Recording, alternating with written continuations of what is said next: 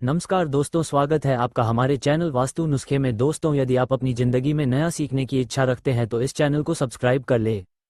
दोस्तों, इंदिरा एकादशी की पूजा करने से भगवान श्री विष्णु की कृपा तो मिलती है, इसके साथ पितरों का आशीर्वाद भी आपको प्राप्त होता है। शास्त्रों के अनुसार जिस प्रकार से आप भगवान श्री विष्णु की पूजा आराधना एकादशी के दिन करते हैं, इंदिरा एकादशी के दिन उसी प्रकार से श्रद्धापूर्वक अपने पितरों का स्मरण भी करना चाहिए। ऐसा कहा जाता है कि इस दिन ब्राह्मणों को सम्मानपूर्वक घर बुलाकर भोजन करवाने और समर्थ के अनुसार दान पुण्य करने से हमारे पूर्वक प्रसन्न होते हैं और हमारे पूर्वजों का आशीर्वाद हमें प्राप्त होता है। और जब भगवान श्री कृष्ण के साथ ही पितरों का भी आशीर्वाद प्राप्त हो जाए, फिर तो जीवन में कोई भी कार्य हो उसमें रुकावट नहीं आती है, पितृदोष से भी मुक्ति मिल जाती है और सभी कार्य निर्भीक की रूप से पूर्ण होते हैं। जीवन में सफलता की प्राप्ति होती है, सुख समृद्धि की प्राप्ति होती है, संतान की प्राप्ति होती है, विवाह में आ रही बाधाएं दूर होती है। घर में अगर मांगलिक कार्य रुके हुए हैं पितृदोष की वजह से, तो पितरों की कृपा से मांगलिक कार्य भी निर्मित रूप से संपन्न होते हैं। इसलिए पितृपक्ष में आने वाली एकादशी विशेष रूप से बहुत महत्वपूर्ण होती है, क्योंकि इस दिन भगवान श्री विष्णु के साथ में पितरों का भी आशीर्वाद मिल जाता है। तो आज की वीडियो में आप जानेंगे कि इंदिरा एकादशी कब है, कब प्रारंभ हो रही है, कब समाप्त हो रही है, व्रत हमें कब धारण करना है और पारण का यानी कि व्रत खोलने का शुभ मुहूर्त क्या है। दोस्तों, शास्त्रों में बात कही गई है, व्रत का आरंभ करने से पूर्व दशमी तिथि में पवित्र नदी में तर्पण करना चाहिए और स्नान करने के बाद ब्राह्मणों को भोजन करवाकर स्वयं भोजन करना चाहिए। दशमी तिथि को सूर्यास्त के बाद भोजन नहीं करना चाहिए और इसके बाद अगले दिन एकादशी तिथि में सुबह जल्दी उठकर स्नान करके व्रत का संकल्प लेकर व्रत करना चाहिए। फिर भगवान श्री कृष्ण की पूजा आराधना करके इसके बाद श्रद्धा और तर्पण करना चाहिए और इस दिन भी आपको ब्राह्मण को भोजन करवाना चाहिए, ऐसा शास्त्रों में कहा गया है। तो एकादशी के दिन आप फलाहार करवा सकते हैं ब्राह्मणों को, या फिर चाहे तो भोजन भी करवा सकते हैं। देखिए, पितृपक्ष की एकादशी को लेकर कई लोगों के मानदेय संख्या होता है कि क्या हम इस दिन ब्राह्मणों को भोजन करवा सकते हैं। तो देखिए, ये समय पितृपक्ष का होता है, पितरों के निमित्त होता है, पितरों को ही समर्पित होता है। ऐसे में जिन लोगों का श्राद्ध एकादशी के दिन होता है तो उसे दिन आप ब्राह्मणों को अन्य का भोजन कर सकते हैं। जो भी नियम पालन किए जाते हैं शादी करने में, तर्पण में, पिंडदान में, वह सभी नियम इस प्रकार से पालन किए जाते हैं जो कि अन्य दिनों में पालन करते हैं आप। तो इसमें एकादशी का भेद नहीं माना जाता। और फिर एकादशी के अगले दिन द्वादशी तिथि में दान दक्षिणा देने के बाद ब्राह्मण को भोजन करवाने के बाद स्वयं की व्रत का पालन करना चाहिए। इस दिन दान क्या देना चाहिए, तो देखिए, इस दिन आप अनाज का दान कर सकते हैं, फलों का दान कर सकते हैं, सामर्थ्य के अनुसार धनराशि का दान कर सकते हैं, गौ का दान कर सकते हैं, मतलब गाय दान कर सकते हैं, आप भूमि का दान कर सकते हैं। देखिए, पितृपक्ष का समय चल रहा है तो हम जो भी दान करते हैं पितरों के नियमित करते हैं, तो आप अपनी इच्छा के अनुसार, समर्थ के अनुसार एकादशी व्रत का पारण करने से पहले दान कर सकते हैं जितना चाहे, जो चाहे तो अपनी समर्थ के अनुसार दान दक्षिणा देने के बाद आप स्वयं शुभ मुहूर्त में व्रत का पारण कर सकते हैं। और अब जानते हैं कि एकादशी तिथि कब प्रारंभ हो रही है, कब समाप्त हो रही है और व्रत हमें कब धारण करना है। देखिए, इंदिरा एकादशी की तिथि प्रारंभ हो रही है 27 सितंबर को दोपहर में 1:20 पर और समाप्त हो रही है 28 सितंबर को दोपहर में 2:49 पर। ऐसे में सूर्योदयकालीन तिथि के अनुसार 28 सितंबर 2024 को एकादशी तिथि का व्रत रखा जाएगा। तो 27 सितंबर 2024 दसवीं तिथि के नियमों का पालन आपको करना है। अब बात करें कि पारण का शुभ मुहूर्त क्या होगा, तो देखिए, एकादशी व्रत का पारण हमेशा द्वादशी तिथि में किया जाता है और द्वादशी तिथि प्रारंभ हो रही है 28 सितंबर को दोपहर में 2:50 पर और समाप्त होगी 29 सितंबर को शाम को 4:45 पर। व्रत का पारण यानी कि व्रत खोलने का जो शुभ मुहूर्त आपको प्राप्त हो रहा है 29 सितंबर 2024 को सुबह 6:12 से सुबह 8:35 तक एकादशी के व्रत में पारण के शुभ मुहूर्त का बहुत अधिक महत्व माना गया है। अगर हम व्रत का पारण सही समय पर